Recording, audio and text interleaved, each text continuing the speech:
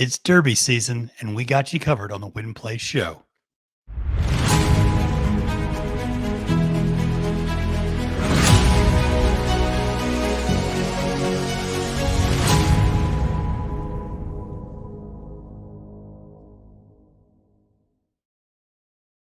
Salutations and welcome, friends. I'm your host, Matthew DeSantis. You can find me on Twitter at the handle at Fail to Menace. And this is the Win Place Show, a program dedicated to all aspects of horse racing and handicapping that is proudly part of the Trust the Profits YouTube page. Now, make sure to subscribe to Trust the Profits here on YouTube to get all of our great content as we dive into Derby season.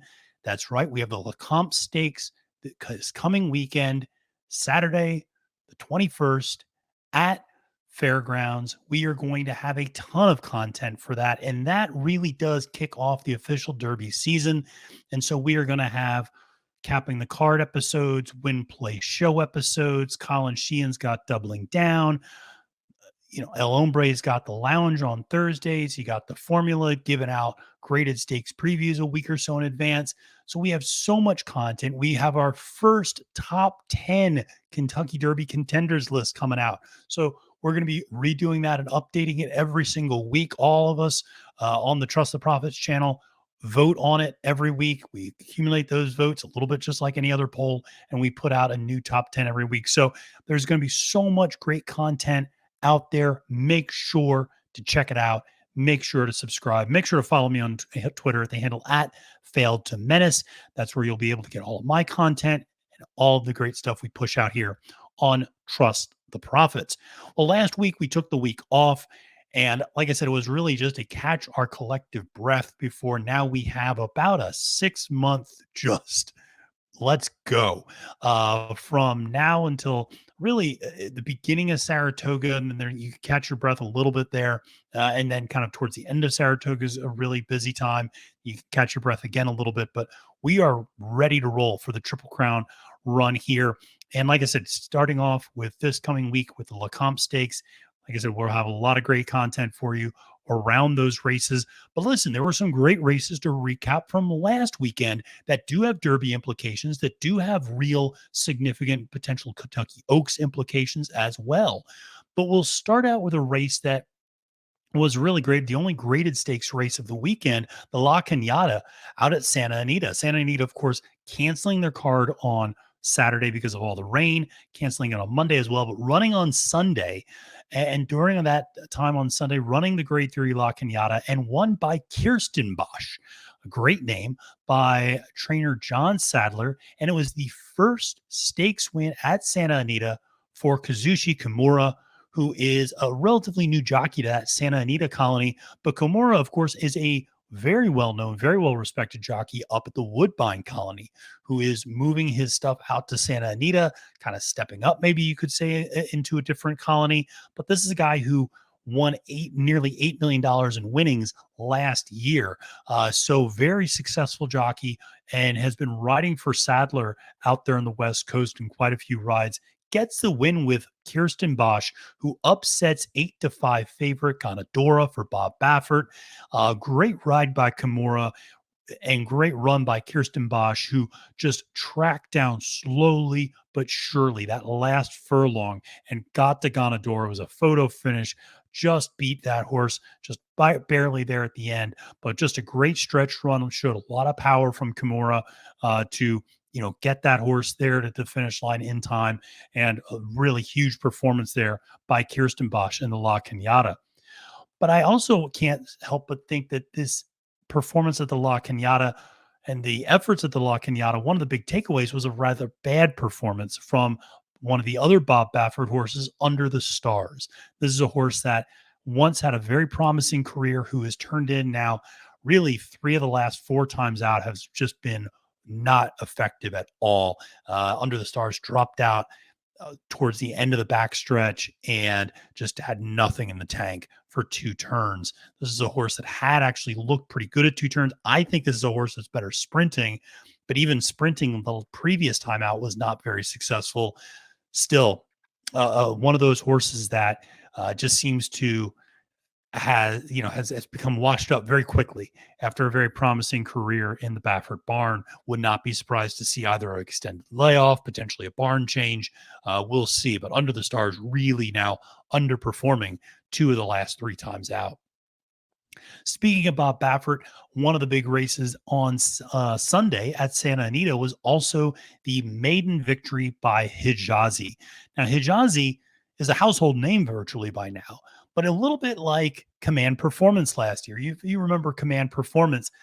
Now, he became a little bit of a joke because he was a horse that had run in the Breeders' Cup Juvenile and had run in all these big graded stakes races and had never broken his maiden. He kept running in these big races and running okay, running second, running third, running fourth in these bigger graded stakes races, but was still a maiden and had never broken his maiden and took until well into his 3-year-old year to break his maiden.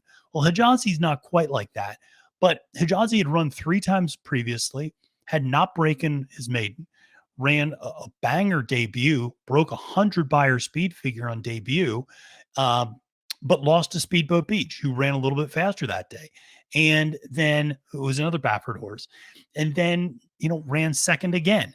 And then ran in the grade one American Pharaoh and finished third. And so Hijazi's this horse that had been kind of going up against just phenomenal competition in these big spots. Well, Baffert finally gets this horse its maiden victory, shortens Hijazi up to a one-turn sprint, and really blows the competition away very easily.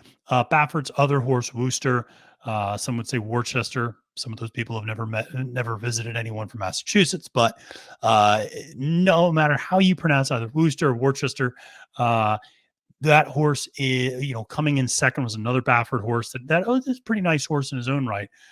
But obviously, Baffert has a huge barn this year in terms of potential Derby contenders. The finishing top three in the Sham Stakes the week before with Reincarnate, Newgate, and National Treasure. Obviously, you still have Cave Rock, the aforementioned Speedboat Beach, who does appear to be potentially staying on turf. Baffert mentioned that scratching that horse out of the Sham. Looks like that horse might actually be pointed towards turf again. And so that's kind of interesting to see how that would potentially play out with Speedboat Beach. But Baffert's got, a slew of riches there in terms of that 3-year-old crop now, potential Derby favorites. He seemed very excited about Hijazi's effort on Sunday. That said, Hijazi seems like a horse that might be better at one turn. I just have a feeling this might be just a better sprint horse, a little bit maybe like a Gamine, just, a great Baffert sprinter rather than a router, rather than a Derby contender. We'll see. I mean, Baffert can get these horses ready. Now, the thing to remember is, again, he's still not allowed to enter horses into the Kentucky Derby this year. So there's going to have to be some finagling of changing barns for these horses if they want to be entered in the Kentucky Derby, which I would imagine their ownership groups do. So again, we're going to have to keep track of that as we get closer to the Kentucky Derby time to see where those potential horses might get put in a new barn. Last year, of course, Tim Yakteen took a lot of those horses, took Messier, took Taba. This year, don't be surprised if it's Sean McCarthy. Hearing a lot of buzz that McCarthy, people have been very happy with how McCarthy has been handling better stock lately. So it seems like that might be a potential landing spot for some of these Baffert horses, if indeed they want to go to the Kentucky Derby. So we'll see. But Hijazi, obviously very good on debut. The pedigree, like I said, it's there. I mean, there's not a bad pedigree for stretching out, but it does seem like the horse just might be more effective at one turn. But we'll see. Obviously, it didn't run poorly at two turns by any stretch, but like I said, I think the cutback did this horse a lot of well. Nevertheless, big time effort there from Hijazi, who earned, I believe, a 97 buyer speed figure in that maiden effort. Well, moving from the West Coast coming east, we'll stop off at Oaklawn Park in Arkansas, where we see another potential Derby contender for Brad Cox. Stop me if you've heard that before, because Brad Cox has even more potential Derby contenders than Bob Baffert this year. But another one verifying, came back from about a 2-month layoff and really looked impressive in a $100,000 allowance optional claimer at Oaklawn Park on Saturday. This is a horse that is, coming off a second at the Grade One Champagne to blazing sevens, then ran a sixth place effort at the Breeders' Cup Juvenile. Wasn't the best effort that day. Did have a little bit of issues going around the final turn, but nothing that would have prevented him from running any better than that. But nevertheless, took about a 2 month layoff from that effort at the BC Juvenile in early November. Ran this weekend on the 14th and just absolutely romped at Oaklawn and just pulled away late and just opened up with ease, and it looked so good, winning that $100,000 allowance optional claimer. So very impressive effort there, and it's just something to keep in mind that as we talk about the Derby Trail, particularly right now, January, maybe early February, not all these horses that are Derby contenders are in the Derby prep races yet. Okay. A horse like Verifying is taking some time off and now is coming back in an AOC race and will inevitably be in a stakes race next time out. But some of these horses that might have taken a little bit of a break between 2 and 3, they might not be jumping straight into a stakes race. They might be going to a freshener in an allowance optional claimant type of race and get their feet under them, get some, stretch it out a little bit, feel a little bit better. Additionally, some of these horses haven't broken their maidens yet. I'm reminded of a horse like Zozos last year, who actually broke his maiden on the undercard for the Lecomte. So when we're getting ready for the Lecomte Stakes this weekend, which by the way features 7 maiden special weight races, it's a 14 race card. 7 of those 14, half the card, is maiden special weights. So there's some potential maidens to really be paying attention to on that undercard on Lecomte Day because they could end up in the Kentucky Derby. Well, moving from Oaklawn Park and Verifying and just another Brad Cox monster to the East Coast, and we are going to go to Aqueduct for a colt who is not a colt, as they say. It is a filly, but a colt wins the Busanda, which is an Oaks prep, of course, with a nice win over a very slow track this past weekend. Weather had a lot to do with it, but you look, the buyer speed figures were pretty low. The times were particularly low at Aqueduct this past weekend. That track just looked like people were running in quicksand for most of it. But nevertheless, a colt wins that Busanda over Gambling Girl and Affirmative Lady, and gets that win for trainer Chad Brown. This is an Into Mischief filly. Like I said, a colt looked very, very good there. That Busanda is the first step in that New York-based Oaks prep process. So we'll see where we see a colt next. But speaking of an Into Mischief filly, the best effort I saw from this past weekend up in New York actually came from another Into Mischief filly, which was Ziarati. Ziarati. Remember that name. I tell you, first of all, she is a beautiful horse. Big white blaze, really pretty, kind eyes. She's a really pretty horse. I really like her a lot. She's very photogenic. That real big blaze almost reminds you a little bit of Shahama, with that real wide white blaze down the middle of their face and nose. Very pretty horse, though. She absolutely, in my opinion, ran the best of any horse that I saw at Aqueduct this weekend. Like I said, everybody looked like they were fighting that track every stretch of the way. She looked like she was floating over that track, and she ran dynamite on Sunday, and she just looked great. And she broke her maiden, drew off with ease, just romped over the rest of the field. She was the third choice and just was so much the best, won by 8 to 10 lengths. And like I said, just a great effort, was right up there on the pace kind of the whole way, was pressured a little bit on the outside, but just was completely unbothered, turned for home and just let loose and just looked incredible. I don't think she's the product of a sealed track or a sloppy track or anything like that. I think she just has a lot of talent because you look at some of her work tabs, very impressive leading up to that race. So Ziarati, name to remember for Robert Falcone Jr., ridden by Dylan Davis. Like I said, another daughter of Into Mischief. Really like this horse quite a bit. So those were some of the races that I wanted to kind of recap and talk a little bit about on the start of the show. But now I wanted to shift to some potential jockey news. And since the last time I spoke to all of you and the last time we had an episode of the Win Play Show, Manny Franco has been winning everything that's not nailed down. I mean, at one point, it felt like he was winning 80% of the races at Aqueduct. And he's cooled off a little bit, but man alive, is he having quite the winter meetup at Aqueduct. But this is something that you tend to see up in New York this time of year, which is the Ortiz brothers go away, right? The Ortiz brothers go down to Gulfstream Park. Luis Saez goes down to Gulfstream Park. Joel Rosario's down in Gulfstream Park. Tyler Gaffalione is down in Gulfstream Park. Now he's going to be riding several horses at the Lecomte day card. Looks like Gaffalione is actually potentially becoming a number one rider for Asmussen. That's an interesting development to take a look at. But nevertheless, you tend to see this when that New York colony gets a little bit more depleted, or some of the top end talent goes down to Florida for the championship meet at Gulfstream Park. It leaves us a little bit of a void up there in New York. Now, the other thing that should be mentioned, remember Trevor McCarthy. Trevor McCarthy, had that riding accident and fell, broke his collarbone. He's out for an extended period of time.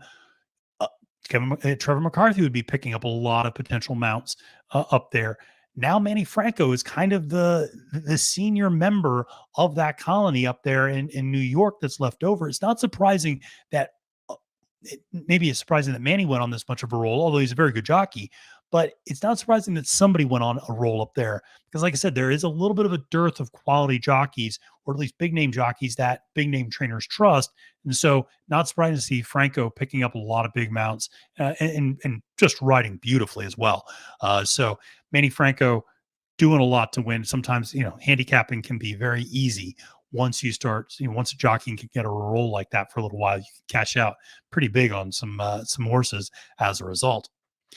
Well, from one end of the spectrum to the other, another gentleman who's struggling a little bit right now is Joel Rosario, only winning at about a 6% clip down at Gulfstream Park, which is well below where he's normally at, which is 20-25%. Really struggling down at Gulfstream Park. Why is that? Well, it could be a lot of reasons. I mean, some of it might be just the quality of the mounts. Some of it, I think, also is the way that track is playing right now. And it's not playing to Joel Rosario's strength, which is Joel Rosario loves to sit back and close. Man alive, does that guy love to close. And he can close like a freight train when he's on the right type of horse. The problem is that it's a very front-running, particularly on the turf, very front-running track. That turf course has been holding up front-end speed pretty well throughout the week. So, the fact that Rosario might just have been taking horses back a little too far, not being able to get there. Some of the horses that he does get there is just not able to quite finish. So, listen, Joel Rosario didn't forget how to become a successful jockey over the weekend. He knows what he's doing, but he's had some struggles there, in a way that we've not seen Rosario struggle like this in a little while. So something to keep an eye on. Nothing to be concerned about, but something that's interesting to pay attention to. And I do think sometimes with him, it's important to pay attention to what type of horse he gets. Does he get a horse that is a natural closer? Does he get a horse that is typically likes to be a front runner, sitting mid-pack, whatever? I mean, there was definitely some times where he took a horse that traditionally is more forwardly placed, took the horse back a little bit more, just didn't respond as well. And so it's, again, all have to see how that continues to play out. But certainly, it's unusual to see only a 6% winning rate next to Joel Rosario's name when you're looking through the past performances. Well, I touched on Kimura earlier, winning out at Santa Anita. Obviously, that's a great story. But unfortunately, there was a very, very sad story this past week at the loss of jockey Avery Wiseman from suicide, as reported by Horse Racing Today.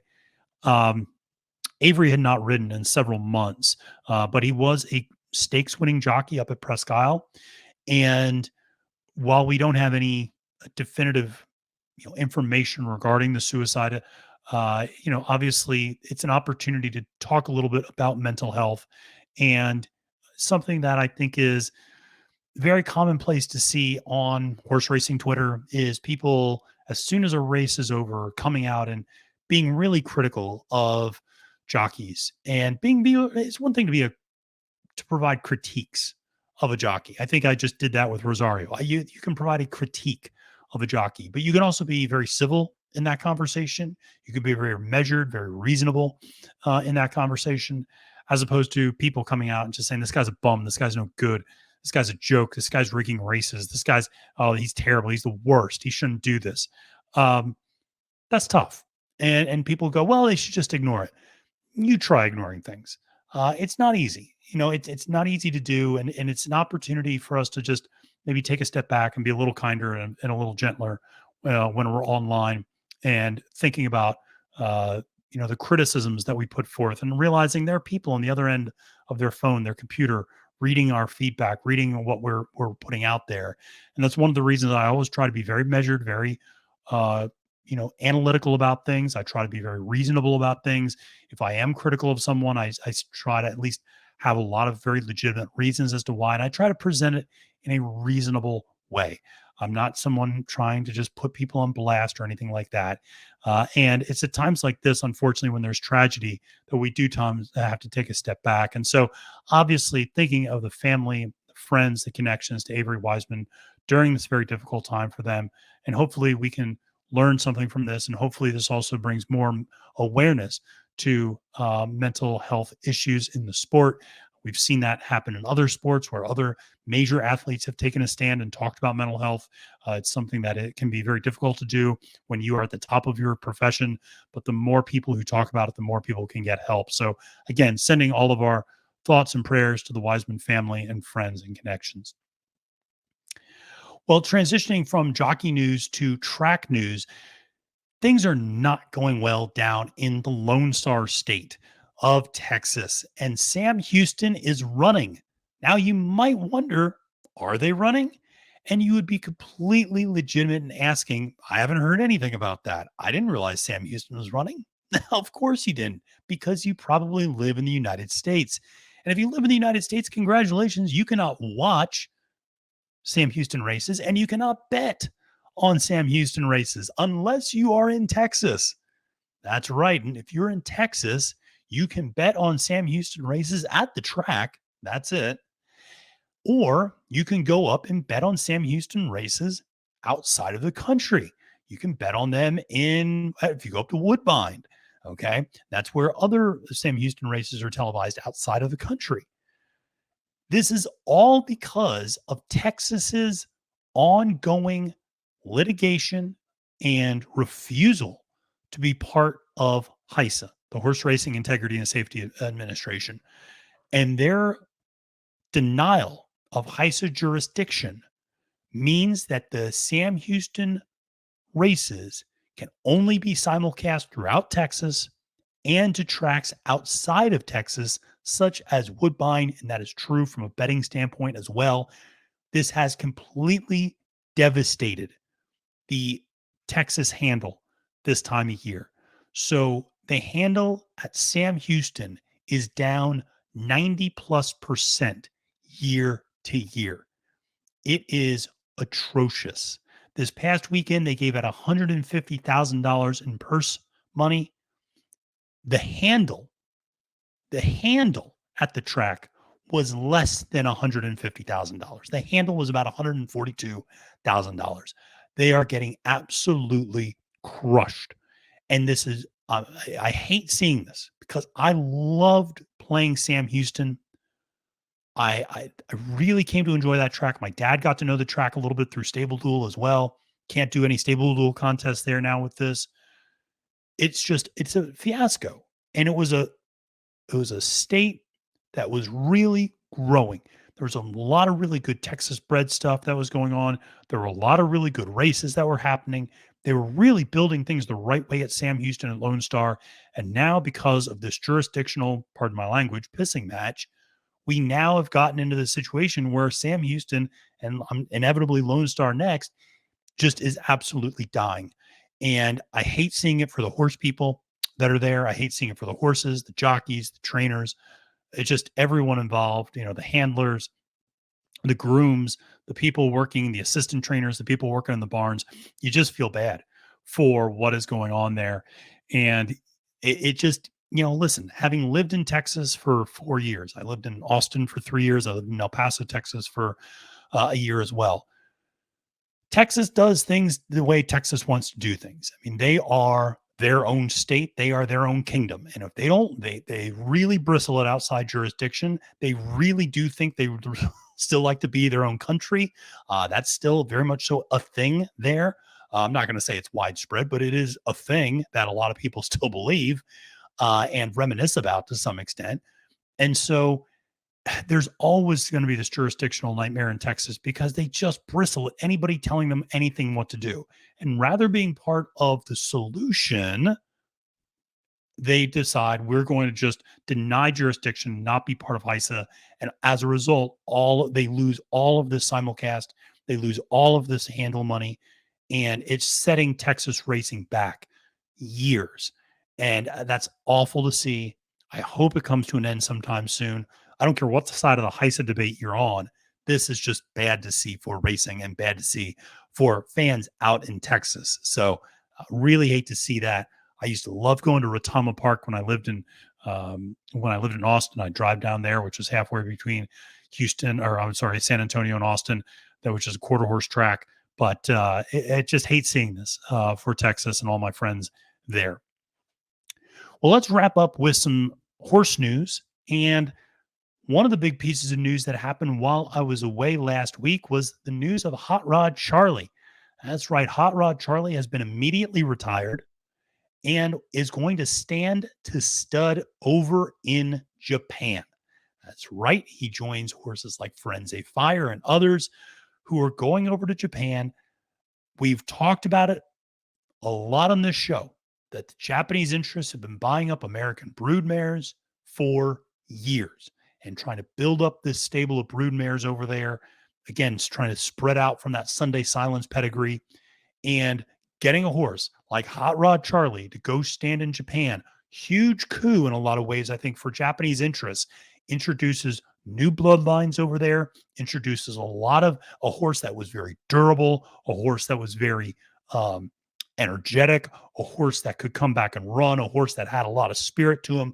There's a lot of things to like about what Hot Rod Charlie had to offer on the track. And the hope is that he can pass that on to his offspring and his progeny. And that certainly, like I said, bodes well potentially for the future of Japanese horse racing. So always excited to see what that's going to happen there. But that's huge news to see a major American stud go over to Japan now to sire. Like I said, we saw it last year with Firenze Fire. We've seen it before with other horses, but seeing it now with Hot Rod Charlie this year, big news there. Finally, just a lot of exciting horses coming up at this week's Lecomte card. Like I said, not just on the Lecomte Stakes card, which Colin Sheehan's got you covered on that. I'll have the whole 14 race card covered on Capping the Card. There's a lot of good stuff there. I like Instant Coffee. Not a huge fan of Echo again. We'll get into that on Capping the Card. We'll go into greater detail about that. Like a horse like the Two Phils a little bit. So there's a lot of interesting horses there. But on the undercard, so to speak, you got a horse like Zozos coming back.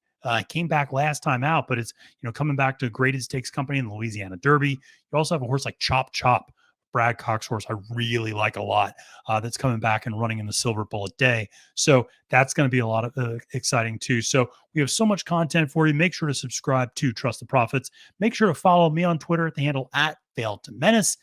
And until next time, friends, my name is Matthew DeSantis, wishing you a happy and prosperous day at the track and reminding you that it's now post time.